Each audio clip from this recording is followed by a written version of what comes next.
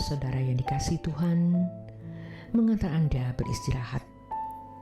Renungan malam dari Pendeta Dr. Erastus Sabdono hadir bersama saya Yohana Ibrahim dengan tema Peran Pengajar dalam Pendidikan Teologi.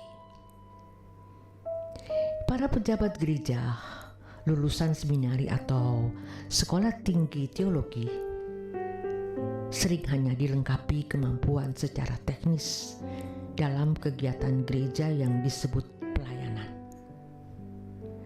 tetapi sangat minim atau miskin dalam esensi pelayanan atau isi pelayanan tersebut.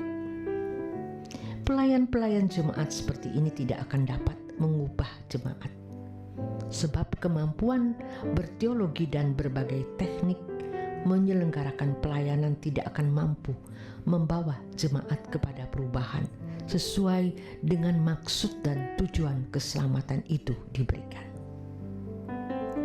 Tetapi hal ini sudah dipandang sebagai sesuatu yang wajar, sebagai standar pelayanan gereja pada umumnya.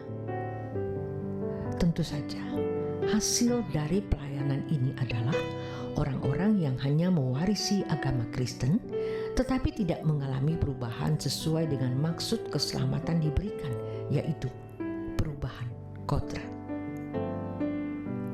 Esensi pelayanan adalah pengalaman mengalami perubahan kodrat dari kodrat dosa kepada kodrat ilahi. Idealnya, lulusan seminari atau sekolah tinggi teologi benar-benar mengalami proses pertobatan yang sungguh-sungguh sejak dalam studi. Pertobatan artinya perubahan cara berpikir atau metanoia. Secara terus-menerus harus memiliki pikiran dan perasaan Kristus. Mestinya lulusan seminari atau sekolah tinggi teologi telah mengenakan kehidupan Yesus dalam standar tertentu, sehingga ketika terjun di tengah-tengah jemaat yang terutama bukan kemampuan mereka berteologi saja dan kemampuan menyelenggarakan pelayanan secara teknik, melainkan kehidupan Yesus yang diperagakan. Ini berarti mereka harus sudah mengalami perubahan kodrat. Tentu saja, kehidupan seperti ini dapat menularkan atau mengimpartasi model atau gaya kehidupan anak Allah. Oleh sebab itu, selain perlunya mata kuliah lokal yang memadai untuk mengubah karakter, karena kurikulum dari Dirjen Bimas Kristen mewakili pemerintah sudah tidak bisa diubah, seminari atau sekolah tinggi teologi harus diajar oleh dosen-dosen yang memiliki kualitas dapat menggarami mahasiswa dengan benar. Dosen-dosen harus dapat menjadi wakil Yesus dalam mengajar kebenaran melalui berbagai mata kuliah yang diampu.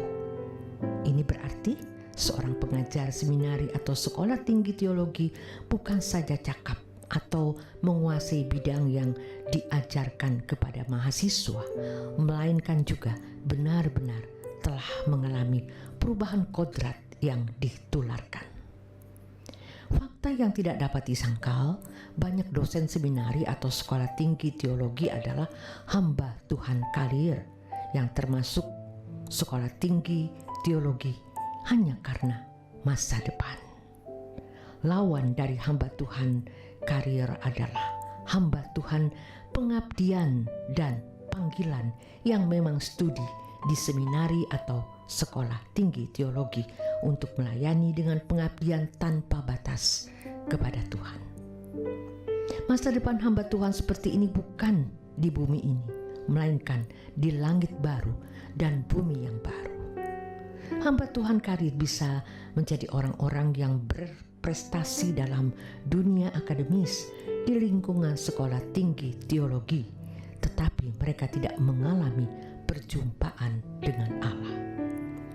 Tentu saja, mereka ahli di bidang yang digeluti, bukan saja bisa mencapai gelar doktor, malah bisa mencapai gelar profesor.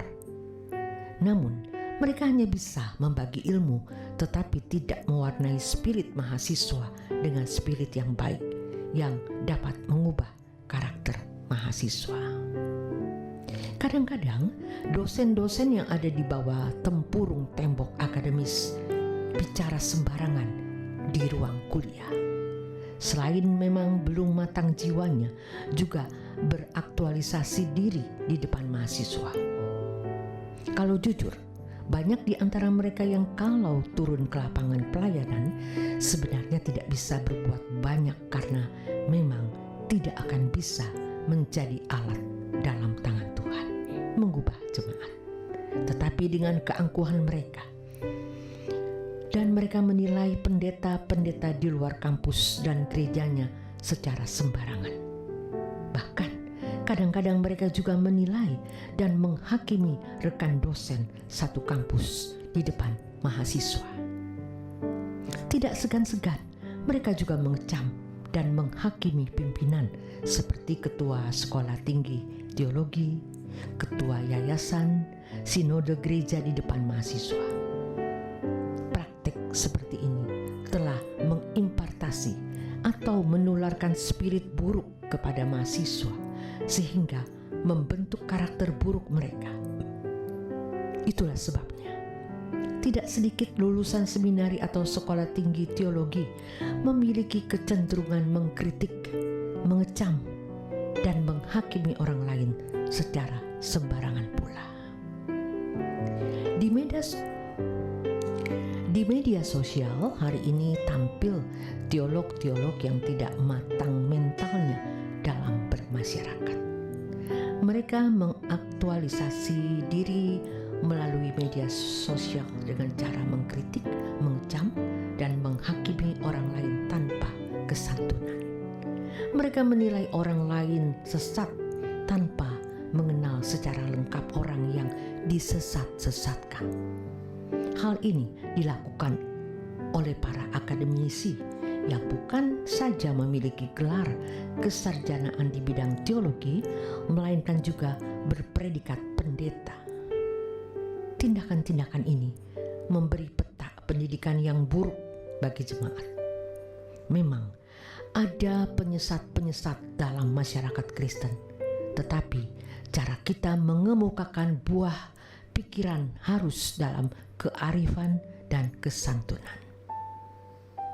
Oleh sebab itu, orang Kristen harus dapat membedakan antara hamba Tuhan yang layak atau patut didengar dan yang tidak layak atau tidak patut didengar. Orang percaya harus bergumul dengan Tuhan untuk dapat membedakan hamba Tuhan yang asli dan yang palsu, yang sesat dan yang tidak sesat. Tuhan pasti berbicara dan menuntun orang percaya yang sungguh-sungguh haus dan lapar akan kebenaran dan merindukan kehidupan yang berkenan kepadanya. Idealnya, lulusan seminari atau sekolah tinggi teologi benar-benar mengalami proses pertobatan yang sungguh-sungguh sejak dalam studi, sehingga ketika mereka terjun di tengah-tengah jemaat, mereka dapat memperagakan kehidupan Yesus yang mana dapat mengubah kodrat jemaat yang dilayaninya. Selamat beristirahat, Tuhan Yesus memberkati.